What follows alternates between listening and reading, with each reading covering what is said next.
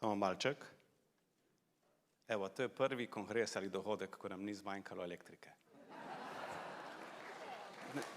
Da ne bi slučajno zdaj. In telefon so mi tudi zaplenili, tako da ne morem niti glasovati. Ampak lahko vas pa prepričam.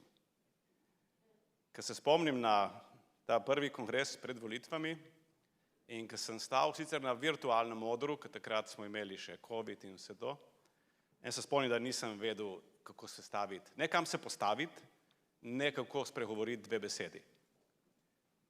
Kar hočem povedati je, da tako kot ste bili vi novi, sem bil tudi jaz nov v ta svet. Ampak ena stvar, ki je bila takrat in je zdaj enaka. Takrat smo šli s srcem naprej in zdaj gremo s srcem naprej. In to je tisto, kar res šteje.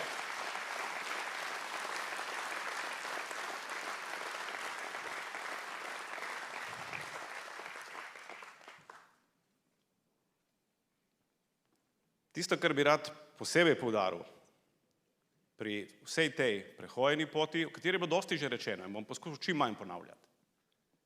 Ampak prva stvar, ki mi pride na pamet je, ko smo ponosni. Ponos in upanje. Ponosni na prehojeno pot, ponosni na vse tisto, kar smo dosegli, vse tisto, kar smo sanjali in smo zastavili, vse tisto, kar smo tudi preprečili, da se ne dogaja, in tisto, za kar se vsak dan borimo. In jaz bi ob tej priložnosti takoj izkoristil to, da vas spremljam, vsakega posebej, kako se po svojih močeh bori. Se bori od vaške skupnosti, občinske skupnosti, parlamenta, vlade in stranke. Jaz žal ne morem vsakemu od vas se vsak dan sproti zahvaliti za vse, kar naredite. Zato bom izkoristil zdaj priložnost. Res, hvala vam za to, kar počnete, hvala vam, da to počnete s srcem in hvala vam, da bomo to skupaj počeli še naprej. Ker sem ponosen.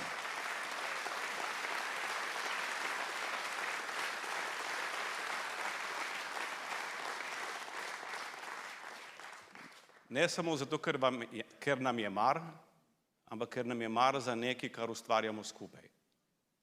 Zato, ker vedno bojo obstajali različni pogledi in Svoboda, če po čem slovi po tem, da so različni pogledi spoštovani znotraj Svobode. Nikoli nikomur ne rečemo, ne smeš nečesa povedati.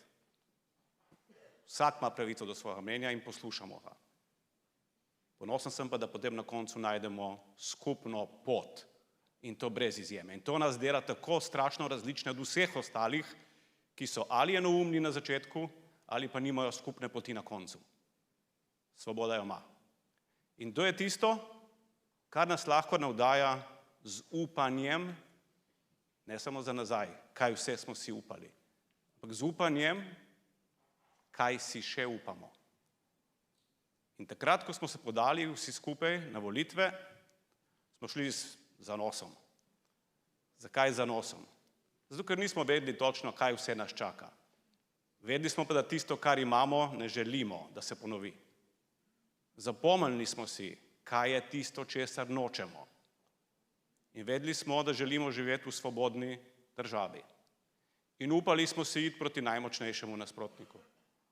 In vsakega od nas sem prepričan, dobronamerni znanci prepričevali, naj ne hodi na to pot.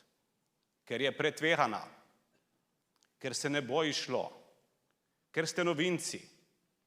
Ampak mi smo si upali. Tako kot si upajo naši športniki sanjati o tem, da so najboljši na svetu, smo tudi mi, in to je značilnost Slovencev, skromni navzven, ampak veliki v sanjah. In tudi mi, Svoboda, je bila natančno to. Nismo si pripisovali ne vem kakšnih nezaslug, nesposobnosti. Smo pa sanjali o svobodni Sloveniji. In te sanje smo zato, ker smo vedno si upali, tudi na koncu uresničili. In zato gre zahvala vsakemu od vas. In žal, ali pa na srečo, se življenje nadaljuje In danes ni samo čas, ko gledamo, kaj vse je bilo narejeno, danes je čas, ko se sprašujemo, kaj bomo počeli naprej. Ni res, da gre za nov začetek, ne, gre za nadaljevanje. Ker zadeva, ki smo si jo mi upali pred 2 leti, je bila tudi ta, da smo rekli, lotili se bomo najtežjih sprememb. Tistih sprememb, ki ne bodo vidne v prvem mandatu, oziroma bojo vidni tisti manj prijetni deli, tisti deli, ki bojo zarezali v pravice obstoječe, tudi privilegije, marsikoga. Potem, ko bojo glavni rezultati vidni v naslednjih letih. Smo si upali, ker smo ves čas verjeli, da je to edina prava pot. In zato dosežki so temu tudi sledili. Ker, kako pravi tisto, da hrabre spremlja sreča. A tudi nas je, tudi malo smole bilo marsikdaj. Ampak na koncu nas je nagradila usoda s tem, da ker smo si upali, smo dosegli. In to je ena stvar, ki jo imamo v mislih pri vseh naslednjih korakih. Na nobeni točki ne smemo opustiti ne upanja, ne našega poguma. Ni važno, kako bo izgledalo ali kaj nas bojo prepričevali. Važno je, kaj verjamemo in kaj želimo doseči. In na tej poti moramo vztrajati. In ko govorimo o dosežkih, tam zunaj so mi rekli, da je en zid 15 metrov, kaj vse je bilo narejeno v 3 letih. Zdaj, dobro, da je bonifika velika, tako da, ko prijemo čez 4 leta nazaj, bo zid sicer ful daljši, a mislim, da bo še zmeri, pa bomo uspeli stlačiti noter. Ker bo dosežkov samo še več. Ampak ne samoumevnih. Dosežkov pridemo samo takrat, ko pogumu, ko ponosu damo neustrašno in vztrajno delo.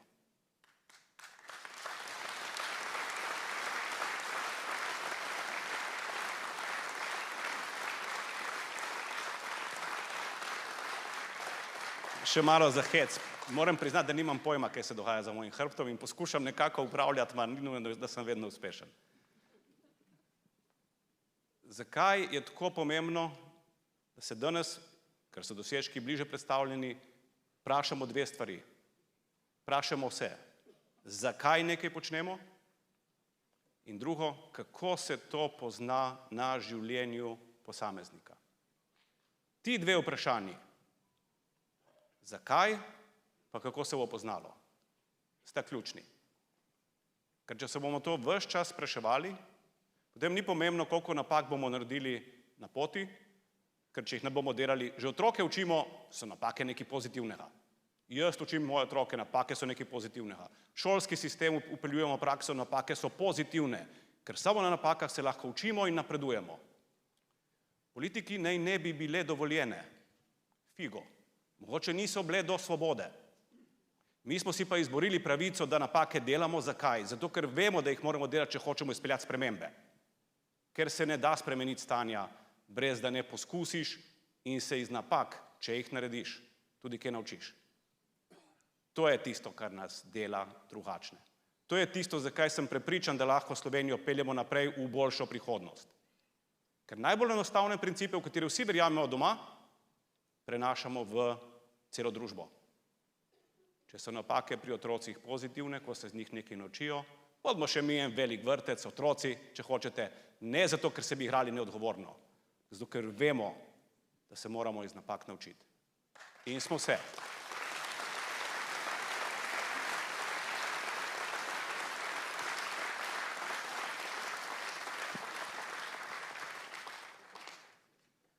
Jaz bi danes rad predstavil v enem delu, kakšna je naša vizija. Kakšna je vizija za Slovenijo za naslednjih 5 let. Ker ni enaka temu, s čemer smo začeli. Ne more biti enaka. Danes je naša vizija zrela. Danes vemo, katere korake moramo še izpeljati do konca, ker so že začeti. Katere ukrepe moramo pripeljati v življenje, da bomo lahko govorili o tem, da smo zgradili sodobno in pravično družbo. In to je tisto, k čemur smo najbolj stremimo in k čemur smo najbolj zavezani. In en manjši detajl, preden grem naprej v vizijo, obstaja cel kup različnih raziskav. takih in drugačnih. Ene so pozitivne za nas, ene so malo manj. Iz teh je vedno izstopala ena, ki se sliši na videz paradoksalna, da smo Slovenci med vsemi Evropejci med najbolj zadovoljnimi, na drugem mestu najbolj zadovoljnih ljudi. Seveda so pa vedno pol, kako je to možno, ko nam pa ne bi šlo vse slabo. Seveda nam ne gre vse slabo. Zato, ker Slovenci izhajamo iz tega, da smo skromni, kot sem povedal, in hkrati sanjamo. In to lahko počnemo v državi, ki je svobodna, odprta, socialna in varna. In to je najboljši pokazatelj resničnega počutja vsakega posameznika. Ali je zadovoljen s svojim življenjem. Kako jaz vem, da je ta raziskava kredibilna? Zato, ker je ta isti vir povedal, da sicer z vlado niso zadovoljni, ampak z življenjem pa so. Pa to je meni v redu. Pa mi nismo tukaj zato, da bodo ljudje zadovoljni z nami. Mi smo tle zato, da so ljudje zadovoljni s svojim življenjem. Mi smo tukaj zato, da bodo bodoče generacije zadovoljne s svojim življenjem.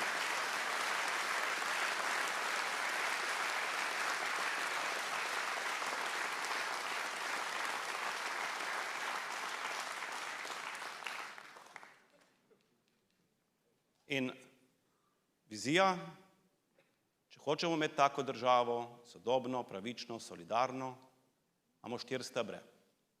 Ampak vse se začne in vse se konča na socialni državi, na socialni pravičnosti. Jaz bi rad povedal zgodbo. Takoj po volitvah sem še živel v Sokanu, v enem takem manjšem kletnem stanovanju, in vsakič, ko sem imel vikend, sem sedel na soncu na klopci pred stanovanjem. In tam so hodili ljudje mimo po volitvah. In ljudje so takrat, ko so videli, da jaz sedim na klopci, so se ustavljali. Največ jih je bilo upokojencev. Vse je logično, če sem sedel tam med cajtom, ko bi se drugi kaj športali, kaj take, jaz sem pa sedel na klopci, po upokojensko malo. In glavna stvar, ki sem se jo takrat naučil in ki jo prenašam naprej, so rekli, saj mi nočemo dosti, bi radi samo mirno in dostojno živeli. In to je tisti podstat, ki si ga vsi mi pri sebi želimo, sicer ga mogoče ne izražamo vsak dan, ampak v resnici to je tisto, mirno in dostojno življenje. Imamo različna obdobja v življenju, enkrat smo bolj hitri, enkrat imamo otroke, enkrat smo starejši, enkrat smo karkoli bolani. Mirno in dostojno. In vsi ukrepi, ki jih pogledamo, so usmerjeni v to, kako bomo našli uravnoteženo, mirno in dostojno življenje.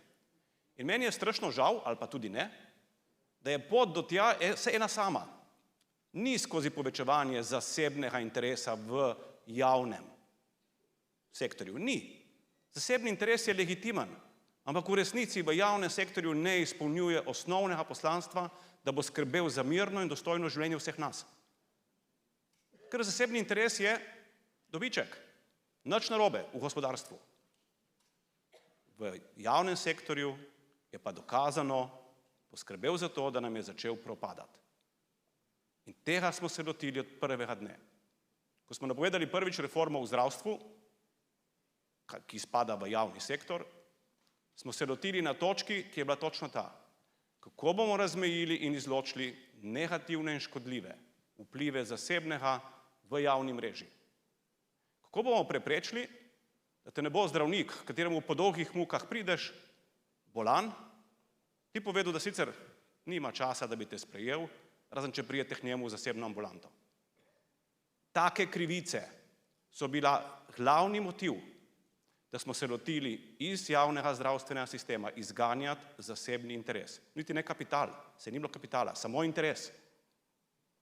Samo interes, ki ni povzročal ljudem, ki je ljudem povzročil nove krivice in jih ni skrbel ne njihovo zdravje, še manj pa skupno dobro. In točno to je tisto, kar moramo pripeljati, ne do konca. Saj smo že speljali, zakon je sprejet, podzakonski akti tudi. Sprejeta je sistem financiranja. Ampak pripeljati moramo do točke, ki bo nepovratna. Zato potrebujemo še vsaj 2 leti trdega dela na zdravstvu, da bo sistem toliko okrepljen navznoter, da ta zasebni interes sploh ne bo več mogel najti opore znotraj zdravstva. To je tipičen primer, kaj hočemo doseči v naslednjih letih.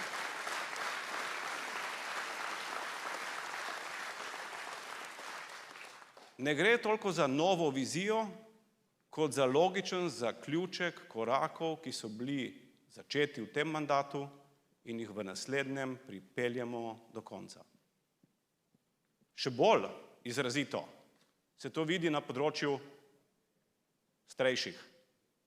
Jaz sem prepričan, da smo vsi mi, prej ali slej bomo vsi mi starejši. Saj se staramo, saj tle se ne da ustaviti. Vsi si želimo isto. Dostojno, pridem nazaj, dostojno starost. Dostojna starost pomeni dvoje.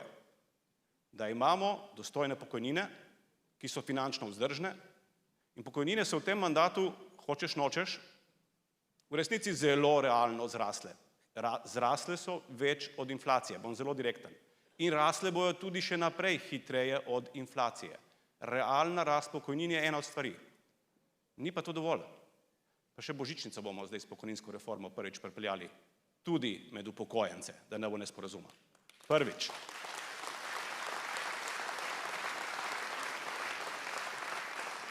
Ampak jaz sem prepričan, da je za vse nas, tudi zame, ko pomislim, kaj se mi lahko zgodi v starosti, bolj pomembno, da želim imeti dostojno starost, da nisem breme. Noben od nas si ne želi biti breme, še najmanj za svoje otroke. In dolgotrajna oskrba, o kateri se dosti govori, ampak ne v pozitivnem smislu, je največji civilizacijski dosežek te vlade, ker bo poskrbela za tiste starostnike, ki sami sicer ne bi mogli poskrbeti. Tiste, ki so danes prepuščeni dobesedno, da v domačih stanovanjih ležijo, prepuščeni sami sebi, dokler dober sosed ne pokliče rešilnega avtomobila. Tudi jaz sem imel tako sosedo in žal se ni dobro končalo zanjo. Umrla je doma. Ker takrat, pustimo dediče, ki so pol pretekli, ko je bilo treba deliti, prej pa jih ni bilo, ko je ona umirala, ker hočemo vsi mi, da je sistem tisti, ki bo poskrbel, da takrat, ko mi, ali če ne bomo mogli, ali ko ne bomo mogli poskrbeti za nas, je naša penzija dovolj. To je ključno. Minimalna pokojnina mora zadoščati za standardno oskrbo v domovih za starejše. Tega ni bilo še nikoli. To bo prvič z letošnjim letom. Prvič v zgodovini Slovenije.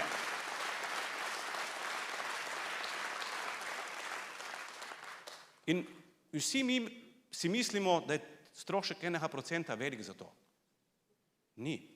Prihranki bojo šli v stotinah evra mesečno za tiste, ki pomoč potrebujejo. Ni nam težko dati zavarovanje za avto, težko nam je dati zavarovanje, da če bomo nepokretni, da bojo poskrbeli za nas. Meni čisto nič. Jaz bi dal še več. Jaz, ko se pogovarjam z ljudmi, ki imajo danes starše, ki so čez noč, prej so bili vitalni, prije bolezen, čez noč se spremenijo v nekoga, ki ne more skrbeti zase. Hodijo od Poncija do Pilata, da jih spravijo v dom.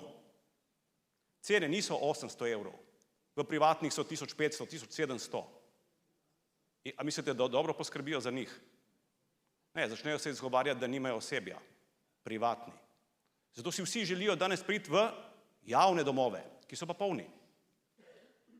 Ker je neka druga vlada raje gradila zasebne, dajala koncesije, ki se danes ne uresničujejo, ampak pustimo kritike za nazaj. Ključno je, da bomo poskrbeli, da si bo lahko vsak privoščil. In tisti, ki bo želel ostati doma, ker tudi taki bojo med nami, zakaj pa ne, bo lahko prvič njegov zakonec, ki že danes vsi skrbijo za svoje, bo končno dobil za to celo plačilo.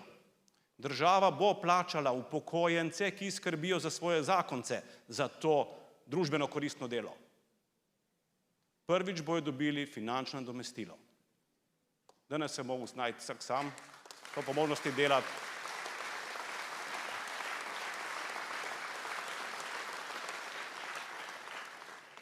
In to dostojanstvo naših dedkov, babic, staršev, na koncu tudi nas, ko pridemo do tja, je tisto, kar hočemo omogočiti Slovenkam in Slovencem za vedno. Zato uvajamo tako dolgotrajno oskrbo. In kdorkoli danes sebično misli, da njega pa starost ne bo doletela, tudi njegovih staršev ni doletela, verjetno zato, ker se z njimi ne druži, je pač samo sebičen. Večina Slovencev in Slovenk pa želi živeti v nesebični in solidarni družbi. In Svoboda je garant, da bo tako tudi ostalo.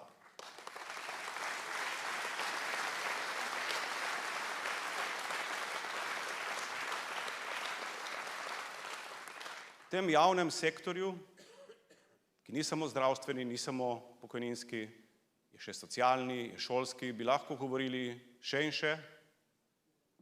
In veste, kaj je ena od zgodb, ki jih nisem vedel vsega, saj sem povedal, da nisem vedel vsega, pa ki sem se jo naučil ta teden.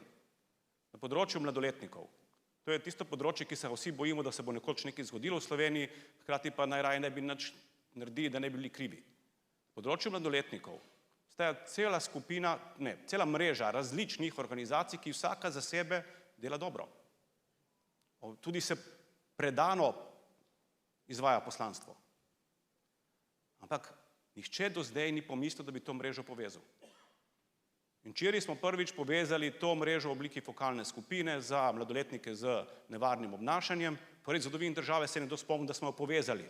Zato, da bomo poskrbeli, da noben mladoletnik ne pade skozi, ko začne izkazovati. Ker vsi imamo take otroke, ki se jim to lahko zgodi. Ne samo v Beogradu ali v Avstriji. Vsi jih imamo, tudi v Sloveniji.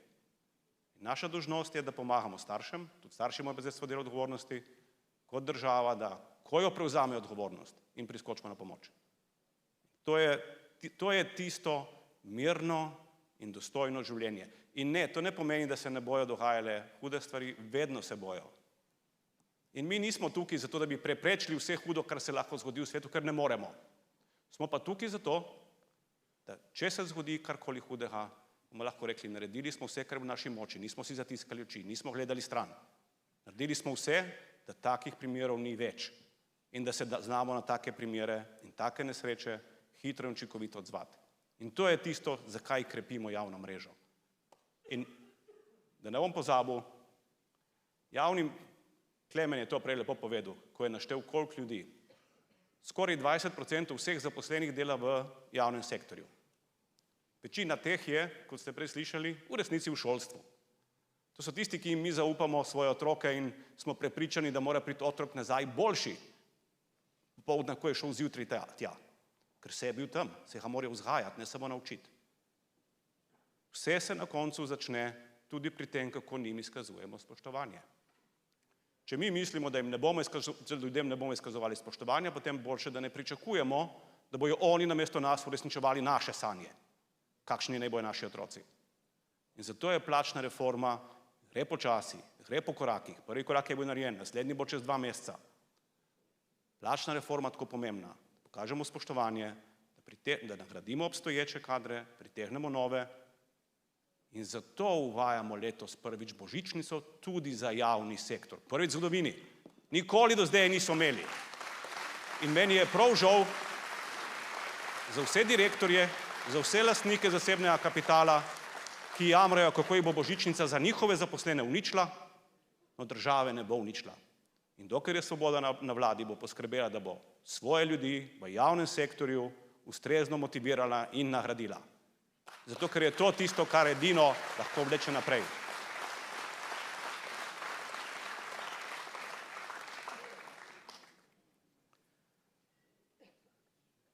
Slovenija je, slovenski narod, skozi zgodovino bil izrazito odprt.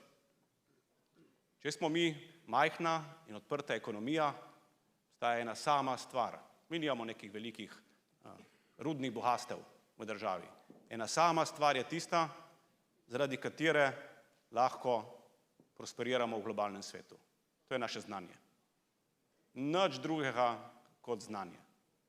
Zaradi tega smo od prvega dne mandata 2 stvari smo govorili, to se pa dobro spomnim. Zdravstvo je prva prioriteta in povečali bomo vlaganja v znanje, v znanost in razvoj. Od prvega dne mandata smo sicer malo manj stran od oči žarometov medijskih izvajali kompletno preobrazbo cele verige znanja. Ta preobrazba je zdaj zaključena. Začne se v vrtcu.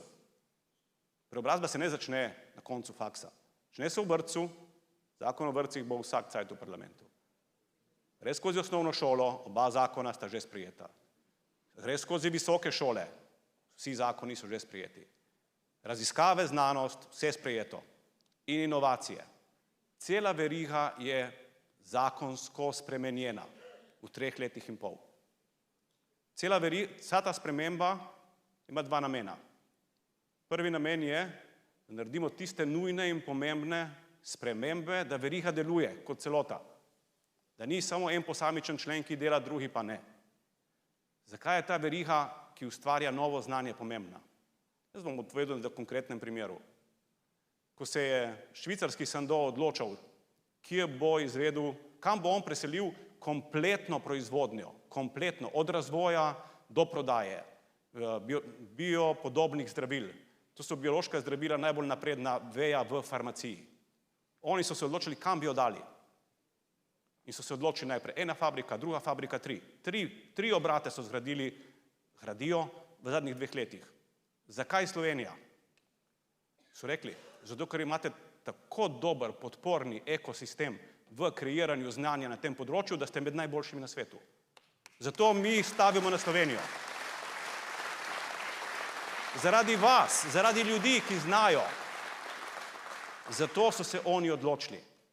In ker vidimo, da nadaljujete, ne samo da držite vlaganja v znanost in šolstvo na istem nivoju, ampak jih krepite.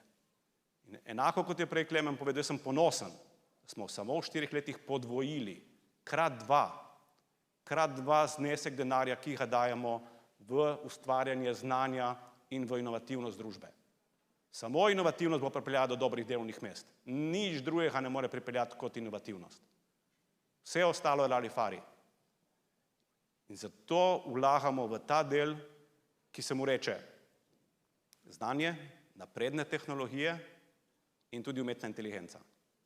In da boste razumeli, kako so te stvari pomembne, ne samo zato, ker smo ena od redkih evropskih držav, ki je dobila ki je vključena v evropsko mrežo superračunalnikov in gradimo z evropskim denarjem, z dosti evropskega denarja v Mariboru, najsodobnejši podatkovni center, superračunalnikov in še tovarno umetne inteligence zraven, ni samo infrastruktura. Na tej infrastrukturi bomo lahko povezali, in smo zelo blizu tega, kar zdaj govorim, da se začne uresničevati, povezali naše vesoljske. A veste, da imamo že 4 satelite Slovenija? Ne veste, ne? Jaz tudi nisem vedel. 4 satelite imamo in ti sateliti so med najnaprednejšimi na svetu. Ne samo, da jih bomo imeli več. Podatki, ki jih dobivamo iz vesolja, jih ne moreš pridobiti nikjer na Zemlji. In ko te podatke obdelaš s superračunalnikom in umetno inteligenco, dobiš informacije, ki so za Slovenijo, še bolj pa za nekatere druge države na svetu, neprecenljivega pomena. Kadarkoli se srečam s katerimkoli predstavnikom iz mediteranske Afrike, ali Alžirija ali Egipt, ko se s Indijo, veste, kaj me vsi sprašujejo? Kdaj bo vaš ekosistem za upravljanje z vodami pripravljen, da se lahko mi vanj vključimo? Cel svet čaka, kdaj bo naša tovarna umetne inteligence začela obdelovati satelitske posnetke, zato da bomo lahko upravljali z vodami in da bomo lahko pomagali v resnici celemu svetu. To je nekaj, kar je nepredstavljivo in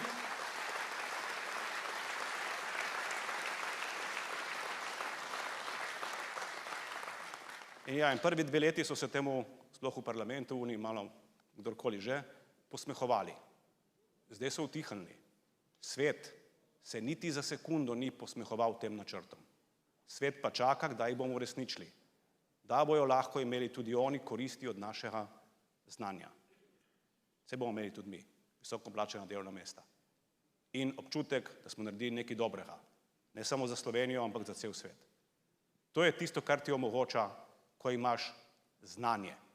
In zato bo znanje ves čas, tudi pri proračunskih, in tle se s finančnim ministrom nima nobenih dilem, ena od prioritet zdaj in tudi za naprej.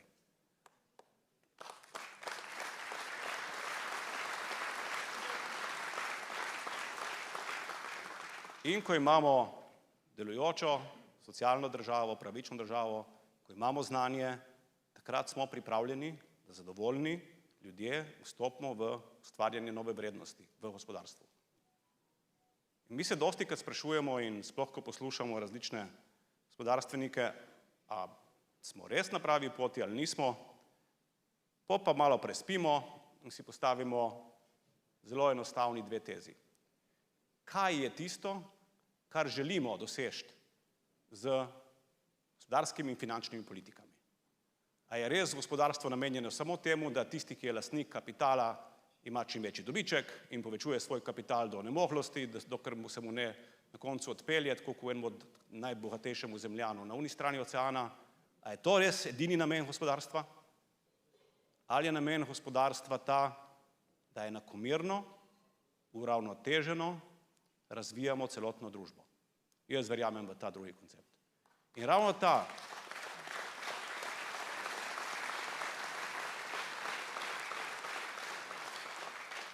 ta uravnoteženost je tisto, da po nobenem od parametrov ne smeš preveč ven štrleti, ker potem nisi uravnotežen. In zato ves čas dobesedno žongliramo med zmernim gospodarskim razvojem, med zmerno inflacijo, med visoko zaposlenostjo, med realno rastjo plač, ker in plače in pokojnine zadnja leta realno rastejo, oboje, in med tem, da to ne počnemo na račun bodočih rodov. Ne povečujemo javnega dolga, ne povečujemo proračunski primanjkljaj preko naših sposobnosti, ampak to počnemo z zmernim zadolževanjem in relativnim nižanjem finančnega dolga. Zakaj? Tako kot ste prej slišali, takrat, ko imamo zares uravnoteženo fiskalno politiko in makroekonomsko sliko, takrat celo denar dobimo ceneje. Takrat to je dejanska posledica, zakaj so te ocene bonitetnih skupin tako pomembne. Ker to pomeni, da dejansko privarčujemo denar na obrestih, ko se zadolžimo. In lažje dobimo nov denar za sveže investicije. Na ta način, ko imamo stabilno, uravnoteženo makroekonomsko okolje, takrat lahko govorimo, da bomo tudi dosegli posamične uspehe. Ja, in te uspehi so. In ni samo farmacija. V farmaciji smo res, jaz dostikrat rečem, da smo v farmaciji uspeli ustvariti malo Švico. Jaz sem imel ta teden intervju s švicarskim novinarjem, prišel v Slovenijo se pozanimati o fenomenu male Švice. Kako je možno, da je, ne samo da je Švica naš tretji največji trgovinski partner, da je Švica naš največji, Slovenija je postala tretji največji trgovinski partner Švice. Nepredstavljivo. Za njih nepredstavljivo.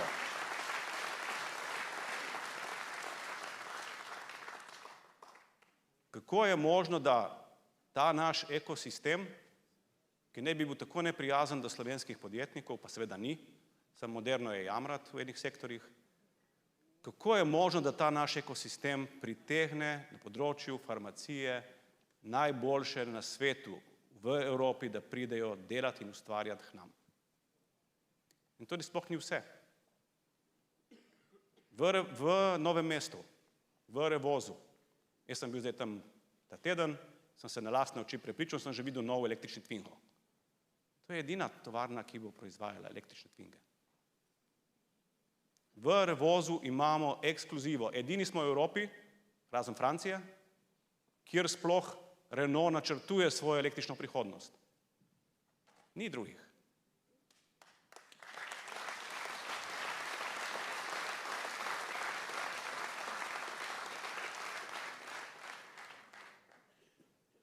In ko se sprašujejo ljudje, kako, dva elementa. Prvega sem že povedal, znanje, ekosistem, predani ljudje, ki radi grejo v službo, ker so zadovoljni s svojim življenjem, to je prvi.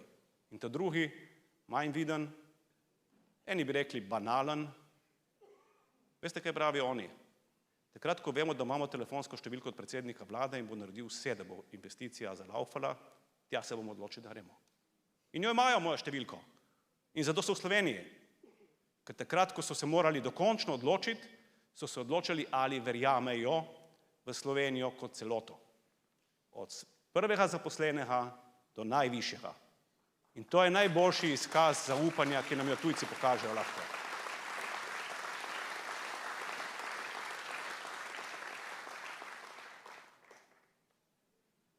Jaz sem prepričan, da bo Slovenija na gospodarskem področju v naslednjih letih pokazala vse rezultate teh vlaganj, ki danes potekajo.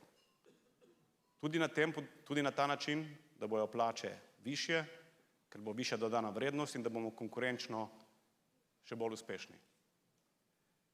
In res je, in od tega pa ne bom nikoli odstopil, vsak od nas, začne se pri meni, lahko pri tem pomaga.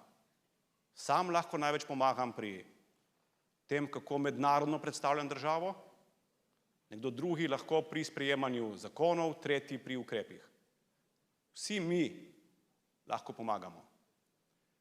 In eno stvar, ki sem se je naučil, pomagati moramo tistim, ki se jih v prvi rundi njihovega glasu ne sliši. Ker tisti, ki je najbolj glasen, tisti običajno ne potrebuje pomoči, ampak se samo bori za svoj lastni interes.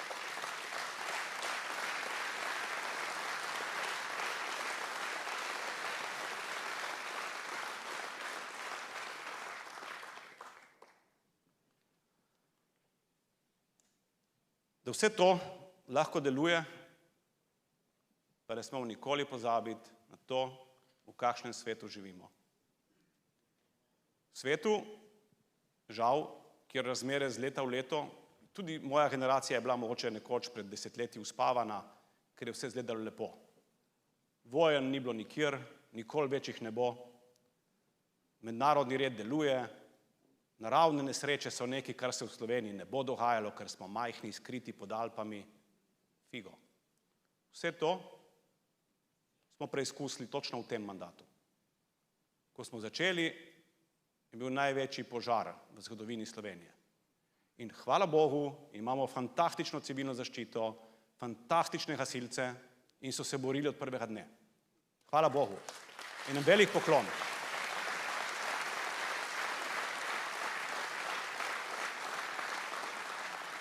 Ampak včasih srce ni dovolj. Srce brez ustrezne opreme ni bilo dovolj. Žal. Zato smo bili odvisni od sosednjih držav, da nam pošiljajo letala, in šele ko smo dobili letala iz sosednjih držav, so naši srčni gasilci lahko požar zaustavili. Kako je možno, da tega nihče na to tudi pomislil ni pred nami? Ko se je lani ponovno na isti lokaciji požar samo začel, je bila tehnika, so bila letala, ki smo jih nabavili v tej vladi, tista, ki so poskrbela, da je srce lahko delalo zelo hitro, ker mu je tehnika pomagala. Hitro in odločno odzivanje na naravne katastrofe je tisto, kar moramo vzpostaviti in krepiti vsak dan. In to počnemo. Ne samo na požarih. Enak je bil odziv na poplavah. Slovenci smo sami pri sebi najbolj ponosni takrat, ko smo lahko solidarni, ko lahko pomagamo bližnjemu. In takrat je cela Slovenija stopila skupaj. In takrat smo se odzvali na način, ki je presenetil celo Evropo. Če je ne bi presenetil, ne bi nam poslali največ denarja kadarkoli, komurkoli, da nam pomagajo, ker so videli, da bo denar končal v pravih rokah in da bo šel za pravi namen. In je tudi šel. In posledice poplav danes, po 2 letih, so skoraj že nevidne.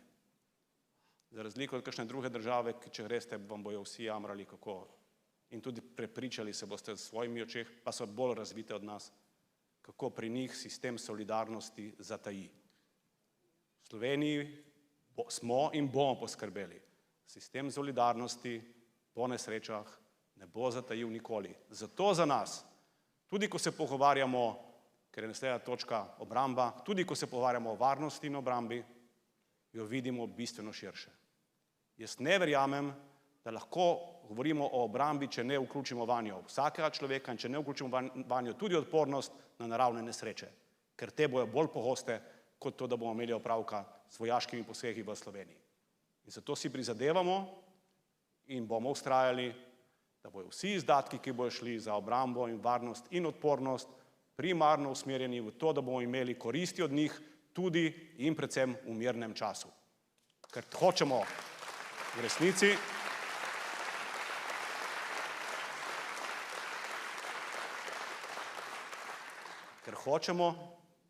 dejansko živeti v mirnem času. Ampak žal, živimo v svetu, ki je res grozen. Res je grozen. In odziv tudi Evrope, večine Evrope, dajmo kupiti še več orožja. Jaz ne verjamem v njega. Jaz ne verjamem, da samo s tem, ko bomo kupovali več orožja, bomo dosegli naš cilj in to je mir. To ne more delovati.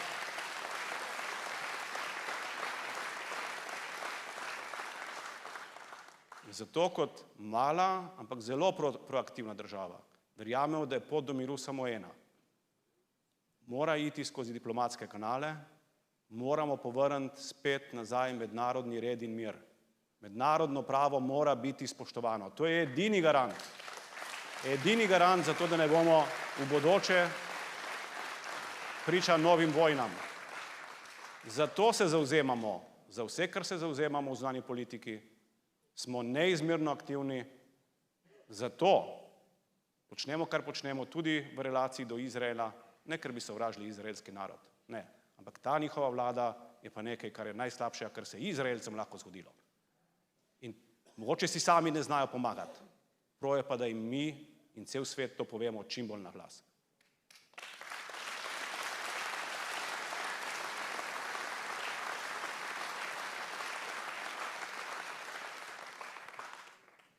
In pri iskanju poti do miru, pri iskanju poti do pravice, je naloga držav, kot je Slovenija, pogumnih, mogoče majhnih po velikosti, pa velikih po srcu, da kaže drugim pot. In jo kažemo, verjamte mi. Zelo jo kažemo.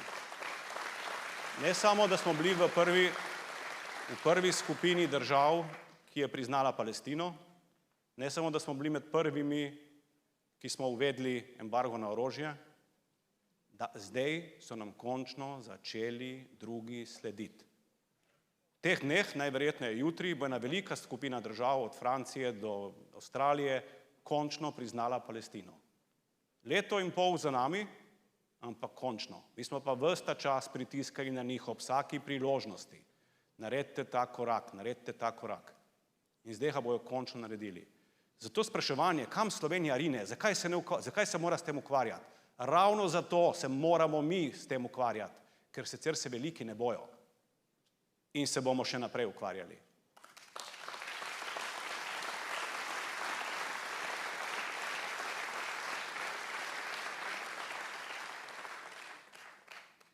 In ta teden, ko je bil pri meni predsednik sindikata palestinskih novinarjev, je bil zelo jasen. Neizmerno cenimo Slovenijo, jo spoštujemo ravno zato, ker kaže velikim pot. In začeli ste dosegati prave rezultate. Njihove besede. Besede od človeka, ki neposredno vsak dan lahko gleda smrt in razdejanje v svojih domačih krajih. In ko sem včeraj me poklical generalni sekretar Združenih narodov, Guterres, in sva govorila točno o tem, veste, s katerimi besedami je začel? Rekel je, prijatelj moj, živimo v strašnih časih, ampak imam pa eno zadoščenje, da jaz in ti sva na pravi strani zgodovine. In to je tisto, kar največ šteje.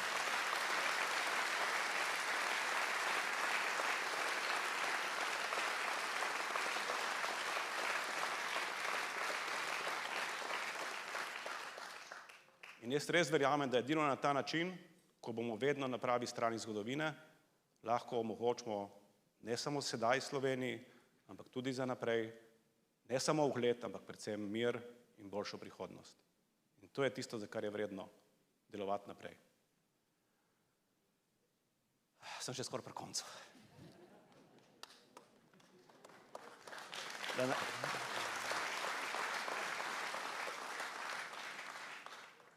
Ja, za nami je bilo eno obdobje preizkušenj, kot da bi nas zunanji svet ali pa usoda ali pa najvišji ali pa nekdo poskušal izzivati, pa da vidi, ali smo dejansko sposobni za nalogo in za odgovornost, ki smo si jo naprtili. In ja, ta čas je pokazal točno to. Da smo nezmotljivi, nikakor. Smo zmotljivi, Da se bojimo napak? Nikoli. Da smo pripravljeni se soočiti z največjimi izzivi, z najhujšimi težavami, odločno, hitro, solidarno, povezljivo, da povežemo čim več ljudi, vključimo vse najboljše, kar imamo. Ja. In ravno to, da znamo delovati med seboj skupaj in spoštljivo, tudi takrat, ko imamo drugačne poglede, pa kdo naredi napako. To je tisto, zaradi česar smo te preizkušnje tudi prestali in jih premagali.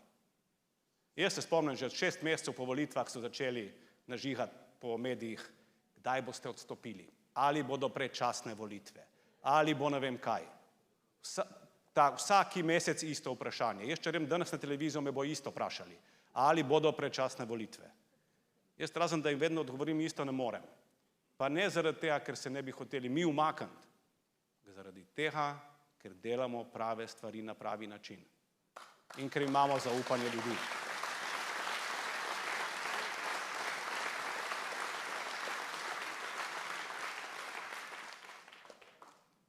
Res pa je, da je sicer Slovenija zdaj ena taka prijetna oaza miru, v kateri živijo zadovoljni ljudje, hkrati to ni niti približno samoumevno.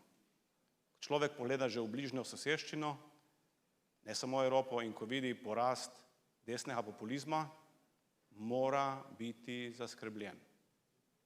Desni populizem je trend ne zato, ker bi bili ljudje nezadovoljni. Desni populizem je trend zato, ker smo mi preveč pasivni. In zato je na vsakemu od nas, da to pasivnost da v predal in da se aktivira s ponosom in z vero. Da ve, zakaj je ponosen, ve, zakaj zagovarja drugačno prihodnost od te, ki jo ponujajo, in gre med ljudi. Ker desni populisti vedno obljubljajo stvari, ki jih nikoli ne uresničijo, so pa simpatične. 3-krat so bili na oblasti, nikoli niso uresničili nič od obljubljenega, so pa vedno dosegli 3 stvari. Finančno so opustošili državo, vedno. Skrehali so ljudi med seboj, ponesli dobesedno jezo med ljudi in poteptali so vse človeške pravice. Rezultat vseh 3 njihovih eksperimentov je bil enak. Jaz mislim, da je naša dolžnost, da 4. preprečimo. Ne samo zdaj, zavedno.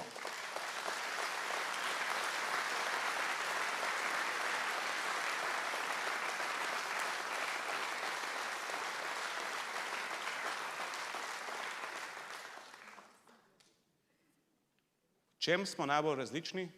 Da naša politika se ukvarja s tem, na kakšen način bo posegla v življenje posameznika.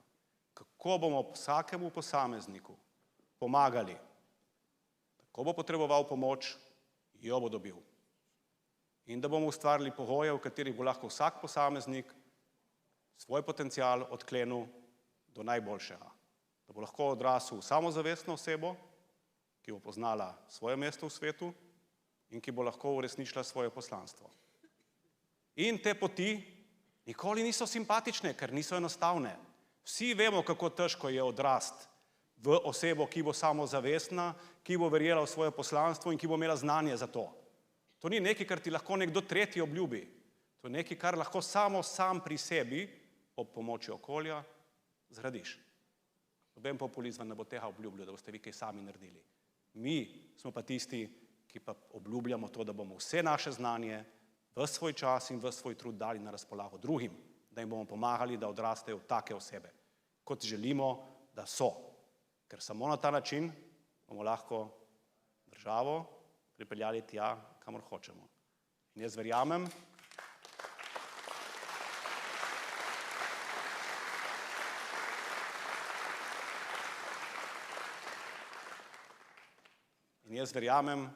da je to tudi edina stvar, za katero se v politiki vredno boriti. In zdaj vas vprašam, se boste borili z mano? Se boste borili za svobodo? Se boste borili za Slovenijo? Naprej, Slovenija!